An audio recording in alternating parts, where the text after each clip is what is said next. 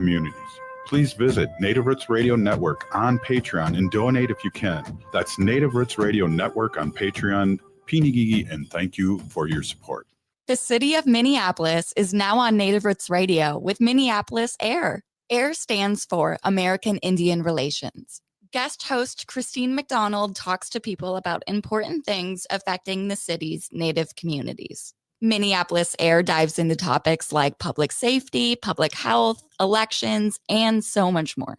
Tune in to Minneapolis AIR on Native Roots Radio from 5 to 6 p.m. on the second Wednesday of every month, right here on AM 950. Support comes from the Walker Arts Center. Did you know that the Walker has a cinema that shows film almost every week? From artist talks, genre-defined performances, and world premieres to archival shorts and experimental soundscapes, the Walker Cinema explores all modes of global and local filmmaking. Get your first ticket for free.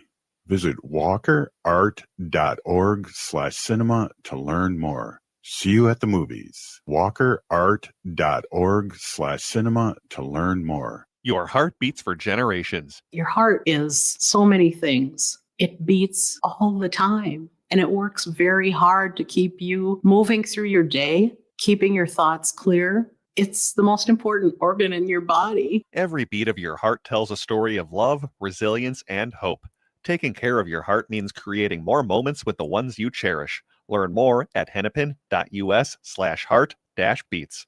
That's hennepin.us/heart-beats. In a galaxy not so far away, the battle for truth rages on. Smart Wars is a solo exhibition by Rory Wakemup, a Minnesota Chippewa artist who flips the script on Star Wars using humor and regalia. Wakemup challenges colonial narratives and reclaims indigenous values of balance, resilience, and environmental activism. This exhibition runs February 27th through April 5th at All My Relations Arts in Minneapolis. More information at allmyrelationsarts.org. With your AM 950 weather, I'm Brett Johnson. Look for partly cloudy skies tonight with a low around 34, Thursday partly sunny with a high near 45, and Friday partly cloudy with a high around 48. Mavericks Real Roast Beef in Roseville sets the standard for savory satisfaction. Experience the perfection of their Philly steak, turkey bacon, avocado, and more. Elevate your meal with freshly fried fries or onion rings. Visit mavericksbeef.com or visit them off Lexington and Roseville. Mavericks Real Roast Beef. Portions of Native Roots Radio may be pre-recorded. It's a good day to be indigenous. Get up, stand up. They are going to become more brutal. Because all the hippies were trying to be Indians anyway. They're going to become more repressive because it's a matter of dollars and their illusionary concepts of power. Hey, Victor. We must live in balance with the earth. And also with recent happenings at Wounded Knee. I am awake. Aho, hey Kargi, to all of our friends and relatives in four directions. You are listening to Native Roots Radio, where we discuss local and national Native news, stories, and events. I want to shout out Native American Community Clinic on Franklin Avenue in Minneapolis, honoring health and tradition, for supporting this segment of the show. It's producer Haley Cherry here today with our guest host and one of our favorite returning weekly guests and Ho-Chunk relative, Arvina Martin. Hello, how happy to be here, Haley. Hey, it's so awesome to have you join me today. Robert's taking a little evening off, which is very well deserved for him, and we got a good show today, don't we? Yeah, I'm excited. We are going to be speaking with an amazing woman in Indian country here shortly, Ruth-Ann Thorn, who is an entrepreneur and a creative artist as well. I think that I always think it's hard to find people that can do both the creative and the entrepreneurial, kind of more the business side. Like it's to me, those are not two skills that go together naturally or commonly. So I am super excited to speak with her about, you know, how she balances everything and her work. Yeah, me too. So a little bit about Ruth-Ann Thorn. She is an enrolled member of the Rincon tribe, and that's based kind of near the San Diego area in California. And she is the producer and host of This Is Indian Country. So that's awesome. That was a new series that I am just kind of familiarizing myself with. And a couple of those episodes took place here in Minnesota, which is really exciting. And Arvina, I don't know, I haven't had the chance to hang out with you in Minnesota yet. No, I haven't been to Minnesota since we first started, or since I started consistently coming on. So it's something that's Oh. got to happen. Well, for sure. We got to show you around the what do they call it? The American Indian Cultural Corridor in Minneapolis, where it has, I think it's like over 50 Native organizations that are Native led and Native serving in our community here. And then we got to get you into the newly remodeled Minneapolis American Indian Center too. Absolutely. I would love to see all of those places and that are important to the urban Indian community in the Twin Cities. We don't have the same kind, the same numbers, so we don't have a lot of the similar things like a cultural corridor or anything like that. And it would be really cool, with my former city council nerd background, to like think about what that kind of placemaking could look like in Madison. Yeah, because you were the first Native American to be a city council person, or what do they call it in Madison? Alder people or Older something? person. Yeah, Yeah. I was the first Native person elected, and so far only Native person ever elected to the Madison Common Council. Wow. So, That's a yeah. big deal. And we're happy to have you on our show to talk about things like this. I want to shout out, since we're Ho Chunk, there's a couple things going on, Ho Chunk happenings. First off, Robert and I were doing a little bit of language on yesterday's show. And I want to shout out the Ho Chunk Academy. They've been putting out some really great language revitalization content around Ho Chunk language. And I think it was like just from watching one video, I learned how to introduce myself and my Ho Chunk name. Oh, that's so exciting. Yeah. So what should I do it? I kind of messed Yeah. up yesterday, so I feel like I need to redeem myself a little bit. Go for it. Okay. Well, I'll say Hinan Chikarigiwi. I greet you all. Ho Chunk Raja Chasha Pewangawe Nink Hingai Day. And I say the Ho Chunk name that they call me is Little Eagle Princess. Oh, I love it. I love it. Can you remind me what clan your family comes from with Ho Chunk Nation? We are Warrior Clan. Oh, that's right. Yeah. Awesome. Yeah, and for me, Ho Chunk Rajra, Hoham Chikere Winga Hingaire. So my Ho Chunk name is Hohap Chikere, which is the lightning in the distance. So, and I say, speak, the bits that you know as often as you can.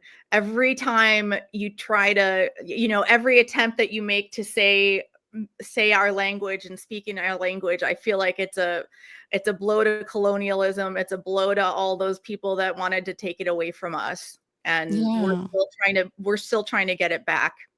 Yeah, for sure. So I would just want to thank Big Pinagigi to the Ho Chunk Academy and everyone putting in the time to make those videos and share them with us.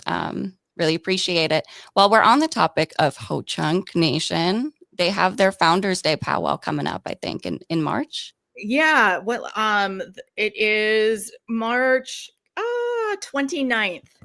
Yes. So we've got about a month till that happens. It's going to be in La Crosse at the La Crosse Center. It looks like there's going to be 2 grand entries, one at noon and one at 7, with a moccasin game at in the morning. And Elena Terry, I believe, is going to be making food. Ooh. Oh, maybe not.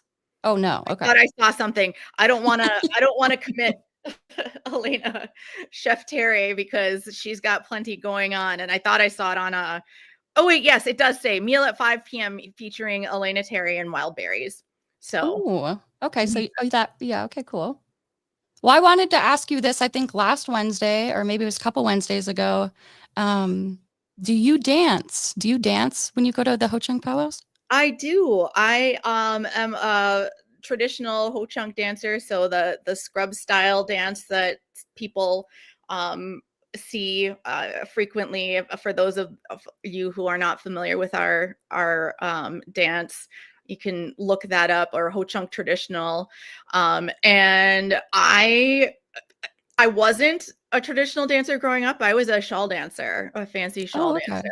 But then, I got to college, and I wanted to have, I just always thought our regalia, like our outfits, were so beautiful, and I really wanted to dance with a beautiful panel of ribbon work on my skirt, and the hiapoch on my shirts, the silver kind of button with the arms on them, and werapachke, which is the beadwork that kind of falls down behind the person wearing it, like attached to necklaces or to your hair.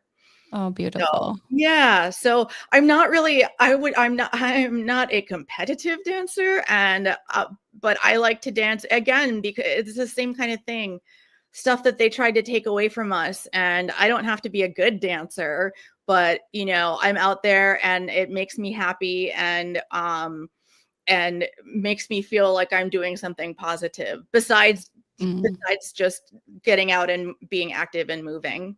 Yeah, I like too that you brought up that you don't dance, for competition.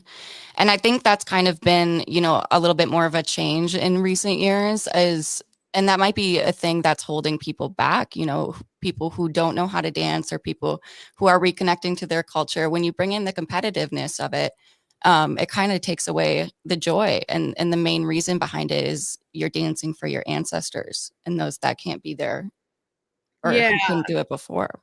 Yeah. And I certainly, I actually really, I feel kind of two ways about it, because I agree with the take that you have, Haley, but I also love to see competitive, athletic, graceful dancers that are pushing the boundaries. I mean, I feel like that's where we get all the innovation and evolution. So I think there's a place for both of them.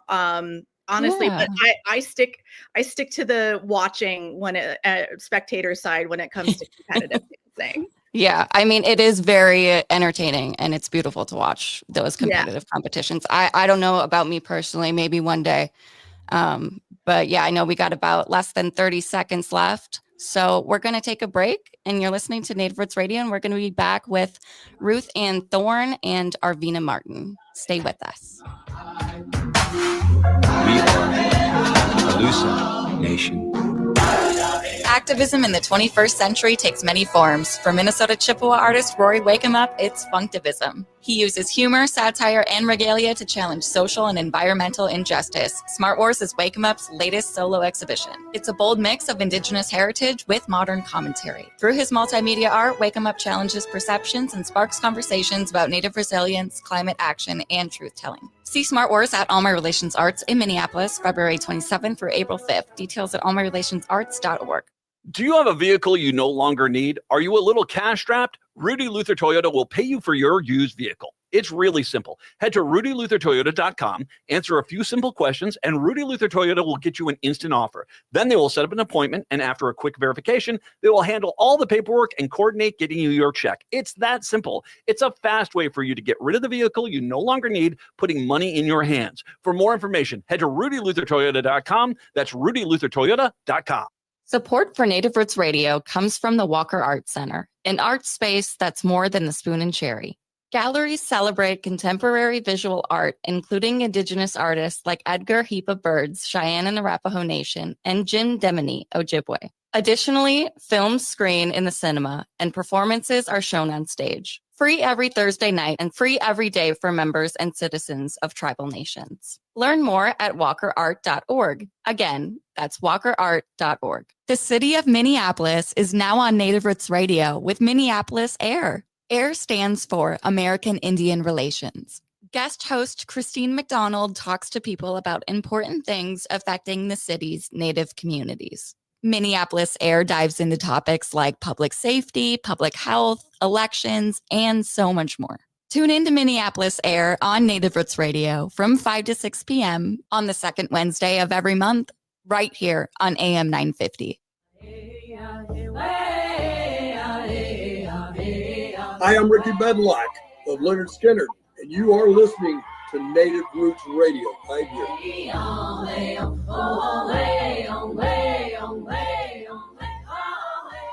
Welcome back to Native Roots Radio. This portion of the show is supported by the Minnesota Indian Women's Sexual Assault Coalition. It's producer Haley Cherry, and we have guest host Arvina Martin, who is executive director of Emerge Wisconsin, joining us and filling in for Robert Pilot today. Thanks, Arvina. Thanks for having me. Hey, we got a guest on with us now for the next couple segments, and I'm really excited to talk to her. This is the first time I've been able to do this, talk to Ruth-Ann Thorn on Native Roots Radio, so it's an honor. And Ruth-Ann is the producer and host of This is Indian Country. Thank you, Pinagigi Ruth-Ann, for coming on. My pleasure. So you got me inspired to speak my own native tongue, which is Peokuichim, otherwise known as our colony name, which is Lucenio. So Mi'iyam, Palov, Tukamet, Yakai, Ruth-Ann Thorn, Rincon tribe.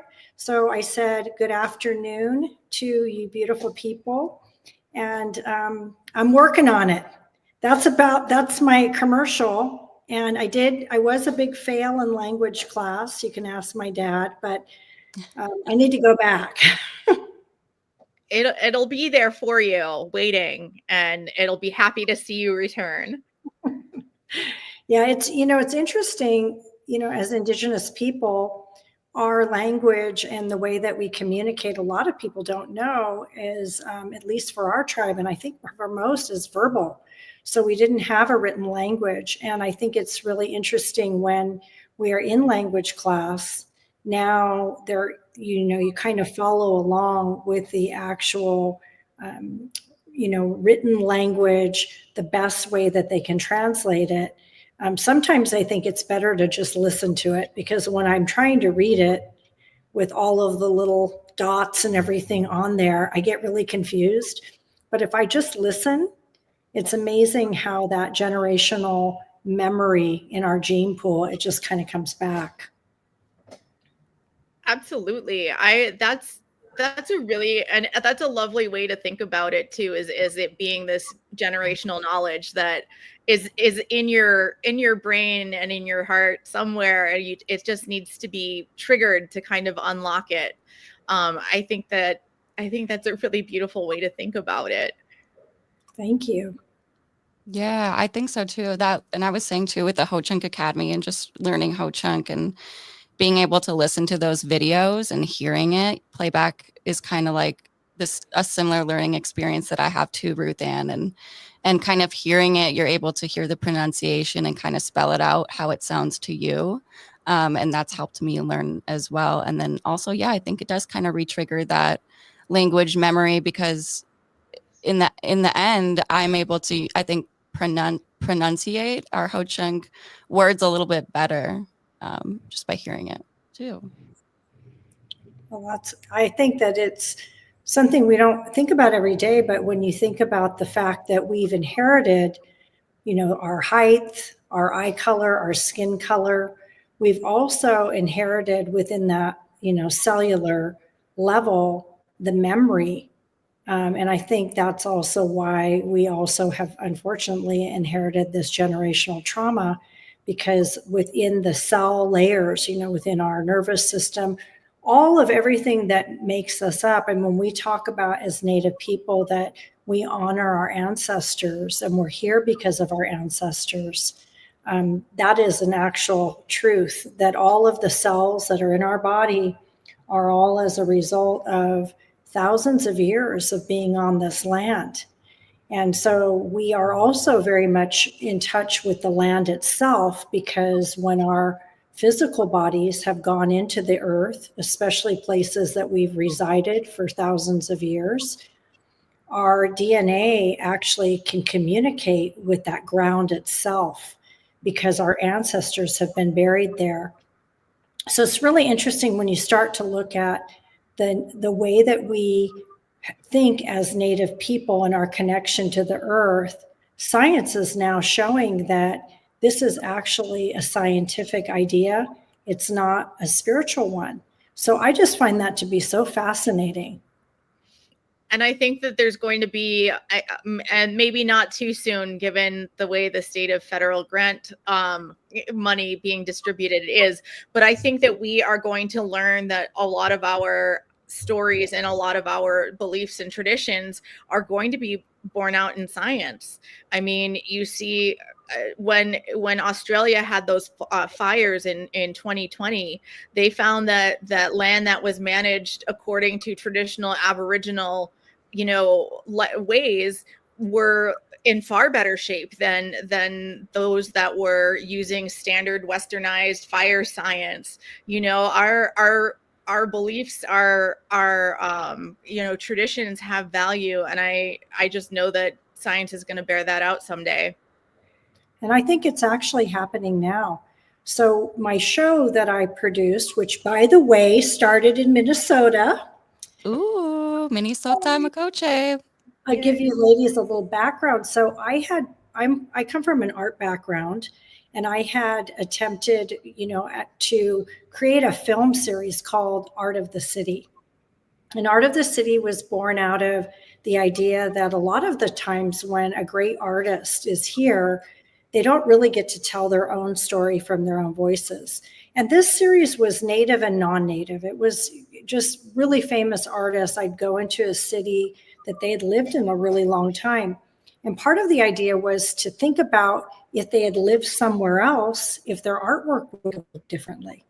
Thinking back historically, like you think about the Great Impressionists and you look at their art, and they all lived in Paris, thinking about, well, if they lived, in Hawaii, we probably wouldn't be seeing the same things that we're seeing in museums. So that led me on this journey of really taking a video crew in to interview artists that were a little bit older, most of them, so that they could tell us about their life and also how they created their inspiration through with their own voice. So that ended up on PBS. It was a 12-episode series, shorts. They were about 10 minutes. And then I got a phone call from, I think, one of your tribal members there, Delina White, who's a fashion designer. And she had seen one of these, and she said, would you come to Minnesota and would you film this fashion show? And we just got through with COVID. I was just itching to get out there and film. And so we ended up in Minnesota, and it was so fantastic because not only did we film your fashion show, but we had an opportunity to film Sean Sherman at Owamini. At that time, he was just up for the James Beard Award as an Indigenous chef. I just think globally, it didn't even matter that he was Indigenous. And then we went to the Lower Sioux Reservation and talk about talent. I don't know if you've been there, but it's an art center, and we interviewed all these people. Well, anyway, that turned into this whole quest to go to cities and reservations and capture people. But the reason I bring this up is I was in LA and I was interviewing some ladies that were there who had done an art installation called Forest for the Trees. And you walked into this big warehouse and you saw all of these trees. And the whole idea behind this installation was based on Smokey Bear. And I don't know if you have Smokey Bear where you are, but we have Smokey Bear in California. So I got this really interesting lesson on how Smokey Bear became Smokey Bear. And in the 1920s, the federal government was trying to remove the rights for controlled burns by the Northern California tribes, primarily the Karuk tribe. And so they were not able to actually get their rights to burn removed. It went to vote and it was shot down because it was pretty rural, and a lot of the people around there really, for whatever reason, wanted to allow them to continue with their traditional practices. Well, eventually they decided to create this propaganda called Smokey Bear. And the idea was to make the general public really afraid of fire. And they did it very successfully. So fast forward and this is a very longer story that I documented with these ladies, to today when we just saw half of LA burn down.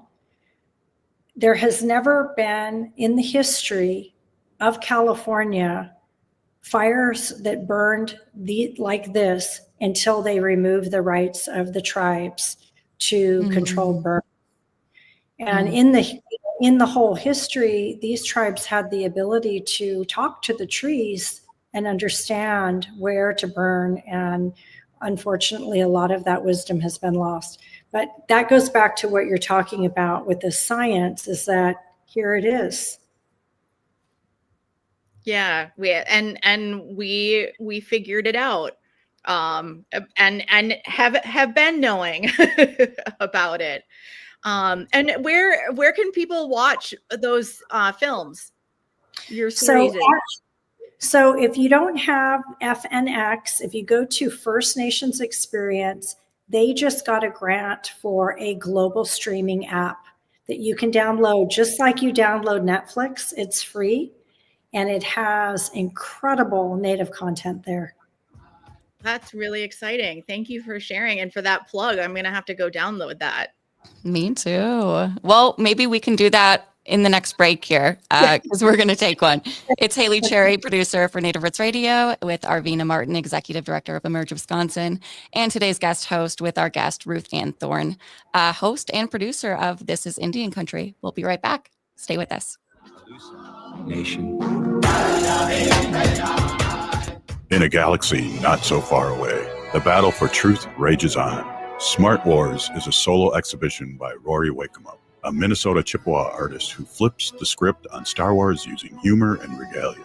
Wakemup challenges colonial narratives and reclaims indigenous values of balance, resilience, and environmental activism. This exhibition runs February 27th through April 5th at All My Relations Arts in Minneapolis. More information at allmyrelationsarts.org. Native history in Minnesota is diverse and rich. Indigenous people have dwelled here for thousands of years and continue to live here today. Our home, Native Minnesota, at the Minnesota History Center, shares the history and contemporary stories of the region's Native peoples. Now on display, the mask designed by Milwaukee, Dakota artist Cole Red Horse Taylor and worn by Minnesota Wild goaltender Marc-Andre Fleury. Visit the Minnesota History Center to hear stories of resilience, adaptation, and survival. Minnesotans are hardy. We don't let snow or ice get in our way. We have places to go. So making sure your vehicle is in prime shape for winter driving is so important. Take your vehicle to Rudy Luther Toyota for all your service needs. I was just there. I got my oil and filters replaced, and they did a complete safety check to make sure my vehicle can tackle winter. And they service all makes and models of vehicles. Head to rudyluthertoyota.com and use their super easy Toyota service schedule to set up your service appointment today. Rudy Luther Toyota on the southeast corner of 394 and 169 in Golden Valley. End-of-life decisions are not easy to make. Hi, I'm Mary T. of Mary T. Hospice Care. It's important to make sure that this difficult time is meaningful and comforting to you and your loved ones. Our hospice team provides an individualized program of physical, emotional, spiritual, and practical care so your loved one is comfortable and not in pain. At Mary T. Hospice, we understand that choosing the right hospice care provider can be overwhelming, but we're here to assist you. Learn more today at marytinc.com.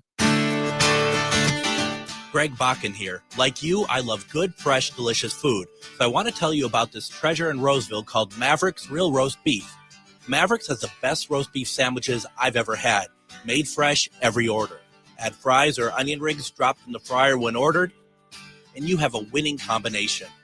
Maverick's Real Roast Beef has a lot more than roast beef, so check out their website, mavericksbeef.com, or check out their restaurant on Lexington in Roseville.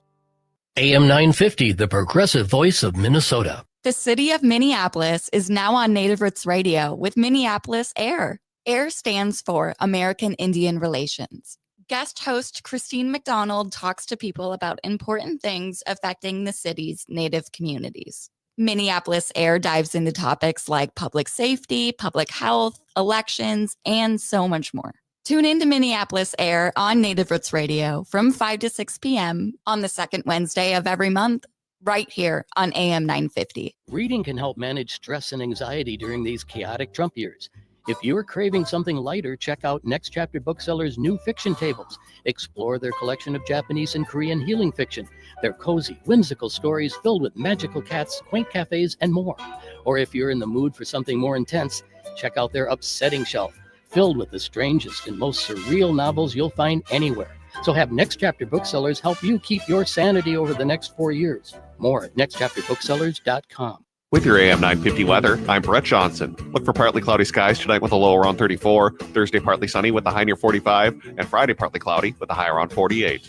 Unleash your cravings at Maverick's Real Roast Beef. Dive into a world of flavor with their signature Philly steak, tantalizing turkey, bacon, avocado, and an array of mouth-watering options like crispy chicken and fish. Pair it perfectly with freshly fried fries or golden onion rings. Unforgettable sandwiches. That's Maverick's Real Roast Beef in Roseville.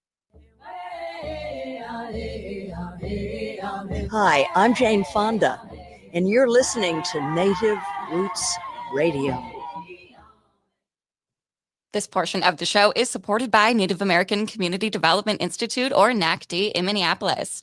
We're back now with Native Roots Radio, and I'm your producer, Haley Cherry, and today's guest host is Arvina Martin, who is the executive director of Emerge Wisconsin, and we're joined right now by our guest today, who is Ruth-Ann Thorn, and she is the producer and host of This Is Indian Country. Thank you both for being on with us today.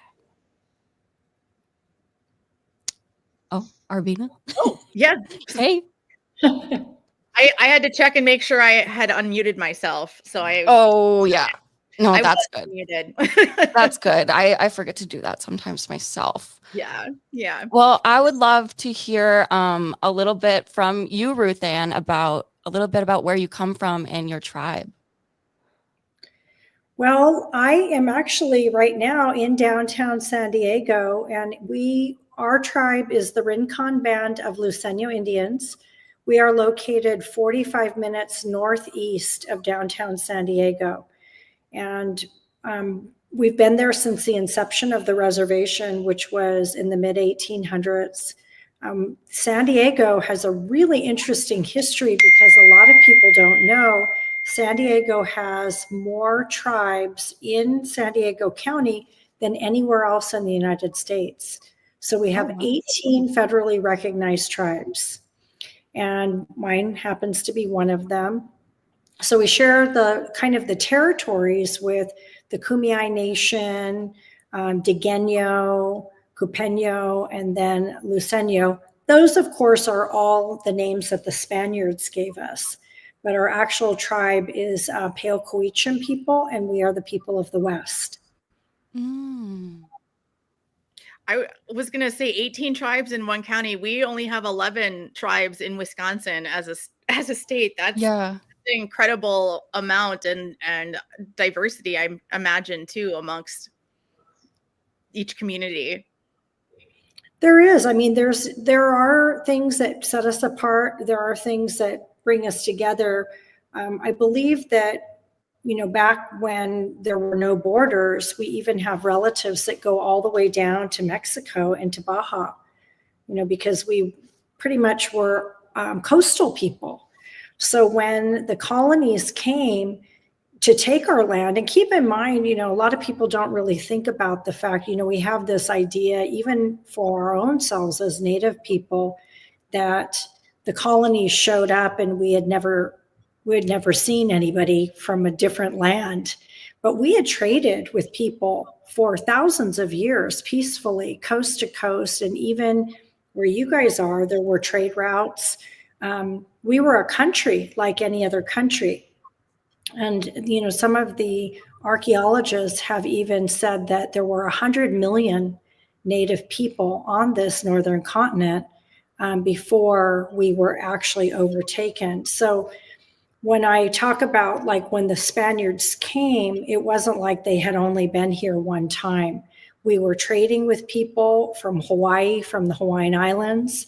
And even as you get up north, I learned a lot through This Is Indian Country. Like when you get up to Washington State and Oregon, you'll notice that a lot of the artwork there. I was interviewing somebody and I said to one of the dancers with their masks, I said, your masks look a lot like the masks I've seen in Japan. And they said, oh, yeah, well, they are, because we traded with the Japanese. I said, really? So this idea that, we've only been a colonized country for less than 300 years. And historically, as far as, archaeological digs go, we've been here for 23,000 years documented. So when they finally came to take our land, they obviously, put us to work building the missions here in California. Every single one of those missions were built by Native people. And, then also putting us in boarding schools and feeling like it was necessary for us to get reformed. All of that resulted in also the splitting up of tribes and nations that probably early on, we worked more together as one group of people rather than being separate with separate names. Because a lot of the things that we have done collectively as tribal people, we have a lot in common. We're known for our basket making. We're known for our bird singing. We have certain traditions that go all the way up, even into Northern California, that are very similar. Absolutely. I think people do any kind of like learning about any different cultures do them a disservice when they are presented as monoliths or anything like that. And I think that those were some really great examples of how ideas were passed between communities and taken and repurposed. And I think that shows, it clearly shows the connections people had between communities. I think that's one of the reasons why This is Indian Country, the series that I've produced and created. It's not really about any one person. I always say it's kind of like an Anthony Bourdain meets Indian Country. So we travel and we meet people and we hear their stories from their own voices. And it's really fascinating. We'll go into, so we started at the tip of Washington State. And first we went to Minnesota, then we went to Washington, and we spent time in Seattle. And I was able to interview what I like to refer to as the city Indians or the urban natives, whatever you want to say. That's us. They aren't all from there. There were Native people that were from, wherever, North Dakota, that ended up in Seattle, but they create a community. And even though they're not Coast Salish people from Washington, they may be from somewhere else, but there's so few of us. They unite together as a community within a city, which is so beautiful. So these people come together, and the commonality is really interesting because the language is different, tribe to tribe. The traditions are different, but the heart is the same. And the heart is a very interesting view on the way we should live our lives, with the idea that whatever we're doing, whatever we're creating, our whole idea of living is to give back to community. It's a really important thing. Ideas like honoring our elders and keeping our traditions, telling these stories, because ultimately the stories are really the lifeblood of who we are as Native people.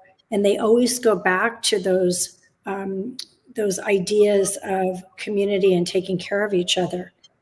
And it's really beautiful. So we go into the cities, and then I had an opportunity to go into the reservations. So you get to see this contrast of Native people that are doing great things in cities, like comedians, artists, chefs, politicians, people who are stirring it up. We've got, people who are protesting various things, and not even just for Native people, even for non-Native, for the underserved, if you will. And then we go into the reservations and be able to meet some of the elders and really kind of see some of more of the traditional things, water keepers, land keepers, really a vast array of all of this. But what I really wanted to show in This is Indian Country is to dispel a lot of the myths about what does a modern day Native person look like, one, and not just physically, but what do they do? And then also, why are Native people still holding on to their culture and their tradition? Why is that important? Because a lot of people who are non-Native don't understand that, okay, here we are, we're modern day. Why not just become part of, be American now? Let go of your traditions. Everybody in the United States is a melting pot. Why is it that you as Native people can't just get on board with that? So bringing up some of these from actual people's voices, it's a really interesting thing to watch. And so it goes from the state of Washington into Oregon. So again, to the reservations, and then also to the city of Portland, and then California, Northern California. Los Angeles was particularly exciting because I had a chance to really understand why the tribes in the Los Angeles area, in the Tongva Basin, why they were not federally recognized. And so we were able to kind of get into a deep dive about the beginning of LA and how the Indian Removal Act affected those people, but also why, with silent pictures coming in, why mysteriously all of their records were hidden, even though that they were there, was because Hollywood was becoming the next big economic movement within the United States. And so that land, the land developers and the people in Hollywood realized that that land was going to be so valuable that they were going to make sure that the people who lived there before didn't get a piece of it. So there were these stories that get to be told, and then coming down to where I live and meeting my cousins and various people. It's really fascinating. Yeah, I mean, that was an awesome teaser, and I am like, so I want to hear about the Tongva story more in depth, and hear it from the right people. So to hear it from your show, I'm super excited to watch this coming up. I think that's going to be my weekend binge. So I can't wait to walk out on the road and film more. Yeah, and we got to get you back to Minnesota too, to get you to the places that you weren't able to visit when you were here, and then get you back on the radio too with us, hopefully in person. I know we got about a minute left here. Is there anything else that you wanted to shout out? Shout out again where people can watch This is Indian Country. So if you haven't gone to FNX, it stands for First Nations Experience. What I like to tell people is that this is our station. If you think about, our brothers who have suffered like we have, which are the African Americans, they've done a really good job of bringing forth their stories through Black entertainment. BET is kind of their network. FNX is ours. And it just was funded to go globally. So you can download the app just like you can Netflix. You can stream it anytime, anywhere. This is Indian Country premieres March 3rd, and they're going to show one episode every week out of the 12. So they're going to make you wait for it a little bit. No binging for me. But I highly recommend it. And it's a great place to learn about, people from our own voices, our own ideas. Thank you so much. Big Pinagigi Ruth-Ann Thorn for coming on today with us. We hope to have you back soon. Take care and have a great rest of your day out there. And you keep doing what you're doing. It's a blessing for everybody. Pinagigi. Thank you. We'll be right back. This is Native Roots Radio, and we'll return with Arvina Martin. This is Haley Cherry. Stay with us. We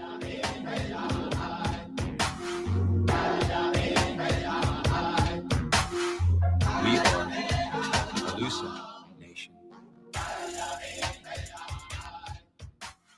Your heart beats for generations. Take care of it. There's a lot that we can do to take care of ourselves. And so I think it's important to take the smaller steps and break it down into more manageable pieces, because the little steps leads to big changes. Every beat of your heart tells a story of love, resilience, and hope.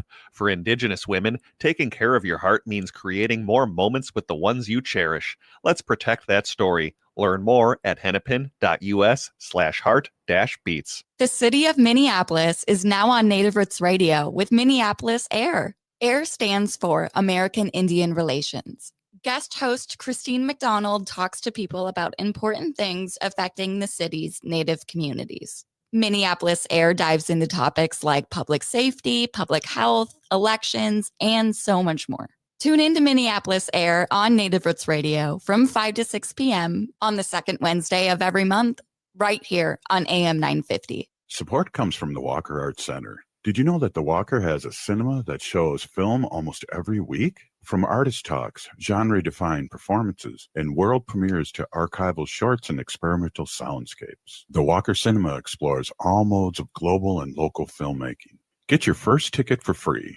Visit walkerart.org/cinema to learn more. See you at the movies. walkerart.org/cinema to learn more. Activism in the 21st century takes many forms. For Minnesota Chippewa artist Rory Wakeup, it's Funktivism. He uses humor, satire, and regalia to challenge social and environmental injustice. Smart Wars is Wakeup's latest solo exhibition. It's a bold mix of Indigenous heritage with modern commentary. Through his multimedia art, Wakeup challenges perceptions and sparks conversations about Native resilience, climate action, and truth-telling. See Smart Wars at All My Relations Arts in Minneapolis, February 27th through April 5th. Details at allmyrelationsarts.org. Annie, and I'm Lieutenant Governor Peggy Flanagan, and you are listening to Native Roots Radio. In this portion of the show, we like to bring awareness to our Minnesota wolf population. Say no to the hunts. How? That's our favorite. That's our favorite here on Native Roots Radio. Thank you guys for tuning in today for us while host Robert Pilot takes the evening off, which he is very well deserving to do. I want to introduce our guest host. We have Arvina Martin with us, who is the executive director of Emerge Wisconsin and one of our great and fabulous guest hosts and also Ho Chunk relative. Yeah, thanks for having me. I always love being here with you guys. We love having you, Arvina. I want to do a shout out. I want you to give all the plugs for Emerge Wisconsin. Yeah, so Emerge Wisconsin, we are an organization that trains Democratic women and non-binary folks on how to run for office. And then we encourage you to run for office. We are one of 27 states that has an Emerge chapter. And this is the organization I run. You can go to wi.emergeamerica.org to find out more information about us. But basically, it's a 6-month program that will give you all of the tools and the building blocks that you need to put together a viable campaign, and one that is authentic to who you are, because we don't do cookie cutter candidates. Yeah. No cookie cutter campaigns, no cookie cutter candidates.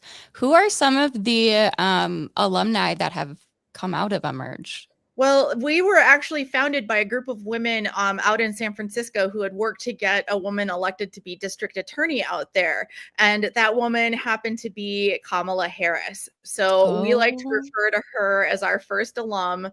And Secretary Auntie Deb Haaland is an Emerge alum. Congresswoman Lucy McBath, Katie Hobbs, the governor of Arizona, is an alum, and currently running for governor of Virginia is Congresswoman Abigail Spanbauer, and she's also an Emerge alum. Wow. Yes. Yeah. A big, heavy lineup there. Auntie Deb, she's running for governor of New Mexico, right? Governor, yes. Now, and I have to figure out how I'm going to divide my time campaigning in Wisconsin and getting to New Mexico and to Minnesota to help both Deb and Peggy. That's right. Yeah. Minnesota Lieutenant Governor Peggy Flanagan, who comes from the White Earth Nation here, announced her race for Senate, which is super exciting. And I can't wait for her merch to come out. I've already bought one of Deb Holland's Be Fierce t-shirts with her on it looking really fierce. And, you know, I know that substantial amounts of my paycheck are going to be going to these two candidates as we support them. And, you know, getting the first Native woman elected governor in the country and the first Native woman elected Senate to the U.S. Senate. Wow. That would be incredible. That would be incredible. And it's a little bit of a change of pace for us. This is something that we can look forward to. That's exciting. You know, we can look forward to the next, you know, 2 years when hopefully we can flip the majority in the federal election. Also, though, I think, yeah, it was hard when we, of course, lost the election in the presidential race because we were rooting for Lieutenant Governor Peggy Flanagan to be the governor here in Minnesota if Tim Walz were elected to the VP seat. So yeah, we got a little teaser of that. Everyone got super excited. And then, yeah, and then that happened. So now this is, you know, even bigger news, I think, in my opinion, to have Peggy in a Senate seat for the United States. And of course, if Auntie Deb gets elected to New Mexico, I think we have to do a little like ho-chunk train down there. I will absolutely 100% be going to her inauguration. I got to start making more beadwork to sell so I can afford. Have to like make a little ribbon skirt to match the occasion or something. Oh my gosh, right. Oh, just and all of our ho-chunk finest, just making our way down there, and then trying to get out to DC to see Peggy get sworn in. Yeah.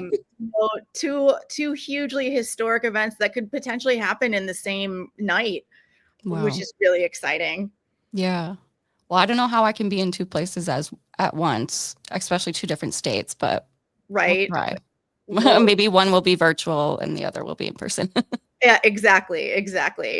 And then plus being in Wisconsin as well. So yeah, you're like we'll have our own races happening there that are going to be very important. We have our gubernatorial coming up and in 2026. So, you know, it'll be fun times here too. So let's hope so. Yeah. Well, I want to. Oh, yeah, go ahead. I was going to say, we do have an election coming up here in Wisconsin on April 1st.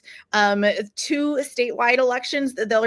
You're likely to have other local races on your ballot as well, but we will be voting for the superintendent of schools, which is a statewide office, as well as to put somebody on the state Supreme Court. So these are 2 really big races, and we have 2 great progressive candidates in Dr. Jill Underly for superintendent of schools, who is also an Emerge alum, and for state Supreme Court, Judge Susan Crawford is the progressive candidate. And we talked about last week how Elon Musk is pouring hundreds of thousands of dollars, I'm sure it will be millions, into Wisconsin because screwing over the nation is not enough. He's got to come do it state by state. Yeah. Apparently. Yay. I was thinking about that when you were talking about that election. Yeah. I saw, who was it? Is it Jasmine Crockett? I might totally have her name wrong. Congresswoman from Texas? Yeah. I think I got her. Well, I don't know. I just saw some interview and she got asked if you could say one thing to Elon Musk directly. And it was like a total F you kind of thing. And that's all she had to say. And I approved that message. I know. And I love that she didn't take a beat even. They asked her and she said, yep, this is what I mean. Yeah. Down, plain and simple, period. Mic drop. Well, I want to shout out to, I saw something come out recently for the 5th annual Ho-Chunk Family Healing Camp. Oh, Did you see that poster come out? I did see that. And I'm going to be completely honest. I'm not sure exactly what all happens at Family Healing Camp. I mean, I feel like I've got a general idea, but it sounds like an amazing way to work through a lot of difficult things that families go through, and perhaps even some things like generational trauma or such, that affect all of us and all of our communities. Yeah, for sure. Thank you. I just want to shout out Ho Chunk too for putting that on. This will be the 5th year that they're doing the Ho Chunk Family Healing Camp, and that will be August 5th, 6th, and 7th this year at Andrew Blackhawk Powwow Grounds in Wisconsin. I know we got about a minute left here. So I want to shout out a big thank you to our guest host, Arvina Martin today, Executive Director of Emerge Wisconsin. And I want to shout out our amazing guest that we had on Native Roots Radio for the first time, Ruth-Ann Thorn, who is the producer and host of This Is Indian Country, which will start airing on March 3rd. So check that out. Thank you, Arvina, Pinagigi, and hope to see you next week. Honey Chuck Joey. This has been Native Roots Radio, and I'm your producer, Haley Cherry, signing off. We'll be back tomorrow with host Robert Pilot.